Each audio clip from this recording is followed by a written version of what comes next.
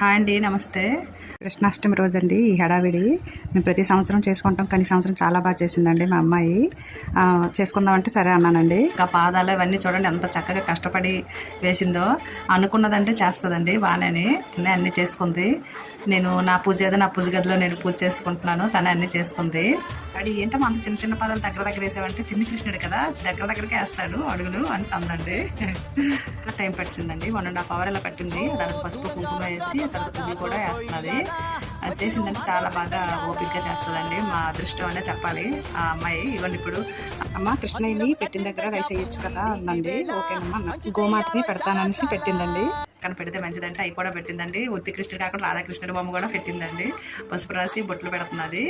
ఇంకా చక్కగా పూజలు అంటే ముందు నుంచి అలవాటేనండి, మేము చేసుకుంటాం. చూస్తుంటుంది కదండి, ఆ అలవాటు అయిందండి. వాళ్ళ నాన్నమ్మ గారు బాగానే చేస్తారు, నేను అలాగే చేస్తుంటాను. చూడండి అలా కూర్చొని పెట్టించుకుంటుందో. అయితే మా అమ్మాయి గురించి చెప్పాలండి ఒక విషయం ఏంటంటే, నా మీద మంచిగా ఆలోచిస్తుందండి, చాలా తెలివిగా ఉంటుంది. చిన్నపిల్ల అయినా చాలా చూసింది కూడా తను. ఆ రకంగా ఆ మనసులోని అలాగన్నీ అర్థం చేసుకుంటుంది, మంచిగా చెప్తుంది ఏదైనా సరే.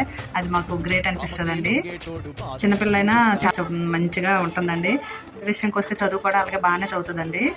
10th లోనైనా అలాగే చదివింది. ఇప్పుడు ఇంటర్మీడియట్ అండి. కథ పొడుగు ఉండడం వల్ల పెద్దలా కనిపిస్తుంది. ఇంకా కృష్ణుడి పూజలు ప్రారంభించిందండి. చూడండి ఆ పూజలు ఎలా చేసేస్తున్నారో. పిల్లలకి మనం చెప్తూ ఉండాలండి ఇలా చేయాలని, కానీ దీనికి ఎవరు మేము చెప్పలేదండి, తను అలా అలవాటు చేసుకుంది. కృష్ణయ్య అడుగులు చూసి మా గోపికమ్మ అక్కడ కూర్చున్నట్టు అనిపించిందండి. మాకు చాలా ఆనందం అనిపించింది. ఇంకా చెప్పలేమండి.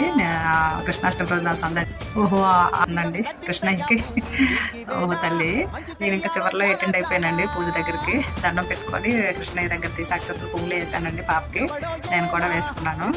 ఎంతో ఆనందం అనిపించిందండి. సెలవు కదా, నెక్స్ట్ ఇయర్కి ఏం చేస్తుందో. చక్కగా విఘ్నేశ్వరుని పెట్టేసిందండి, అలంకరణ చేసేస్తున్నది, దీపాల దగ్గర పసుపు కుంకాలు వేసేస్తున్నది. ఇలా చేసుకుంటుందండి. ఇప్పుడు గోపికంలా తయారయ్యేదండి. చిన్నప్పుడు చాలా చక్కగా రెడీ చేసేవాళ్ళం అండి. ఇంకా వాళ్ళ అన్నయ్య గారు అమ్మాయిని మాత్రం చక్కగా చేస్తుందండి ఇక నుంచి అనుకుంటున్నాను. అయితే మన కృష్ణుడిని ప్రేమగా పూజించే పర్వదినమే కృష్ణాష్టమిగా జరుపుకుంటాం కదండి. వెన్నదొంగ మనసు నవనీతమే. ఆర్తితో కృష్ణ అంటే చాలండి మురిసిపోతాడు. భక్తికి కరిగిపోయి వెన్నంటే వచ్చేస్తాడండి మన కృష్ణయ్య. బాధలన్నీ ఓపికగా వింటాడు. ఆ స్వామి ముల్లోకాలను పాలించే జగన్నాటక సూత్రధారి కదండి. కన్నతల్లి తర్వాతే ఏదైనా అంటాడండి. పుత్ర ప్రేమని చాటుకున్నాడు కదండి మన కృష్ణయ్య. అలాంటి విశేషాలు ఎన్నో ఉన్నాయండి, ఎంత చెప్పినా తనివి తీరదండి. కృష్ణం వందే జగద్గురు అంటారు, అందుకే మన స్వామిని. అసుర సంహారం అనంతరం తొలిసారిగా కన్నతల్లికి దేవకి చెంతకు వెళ్ళినప్పుడు తన బిడ్డను పోల్చుకోలేకపోయిందటండి ఆ తల్లి. అప్పుడు కృష్ణుడు పసిపిల్లాడలా మారిపోయి గోకులంలో తన బాల్యాన్ని కళ్ళకు కట్టినట్టు చూపించాడండి ఆ స్వామి. వాళ్ళ అమ్మకి అమ్మ అంటే అంత ప్రేమ కదండి. అమ్మ అంటే ఎవరికి ఉండదండి ప్రేమ. ఇక పెంచిన తల్లిని అటు కన్న తల్లిని చక్కగా చూసుకున్నాడండి మన కృష్ణయ్య, అందుకే అంత గొప్పవాడయ్యాడు కదండి ఫ్రెండ్స్. ఇలా ఈ గోపికమ్మ చక్కగా పూజ చేసేసిందండి. చూసారా, మంచిగా చాలా ఆనందం అనిపించింది. మా కృష్ణయ్య మా ఇంటికి వచ్చేసాడండి. మొన్న మహాలక్ష్మి వ్రతం రోజు కూడా అలాగే మా పాప అలాగే చేసిందండి పూజ. మాకు చాలా ఆనందం అనిపిస్తుంది. చక్కగా పూజ చేసుకుంటూ మంచి ఆయుష్ ఆరోగ్యము ఇవ్వాలని మేము దేవుని కోరుకుంటున్నామండి. అలాగే మా అమ్మాయిని దీవించండి, మా కృష్ణయ్యని కూడా చూసేయండి.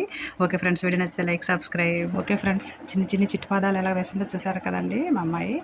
బాలకృష్ణయ్య, విఘ్నేశ్వర స్వామి, రాధాకృష్ణులు, మన కృష్ణయ్య, అలాగే గోమాత చక్కగా అలంకరించేసి పూజ చేసిందండి. మేము కూడా చక్కగా నమస్కారం చేసుకున్నాం. మీరు కూడా చూసి చక్కగా నమస్కారం చేసుకోండి మన కృష్ణయ్యని.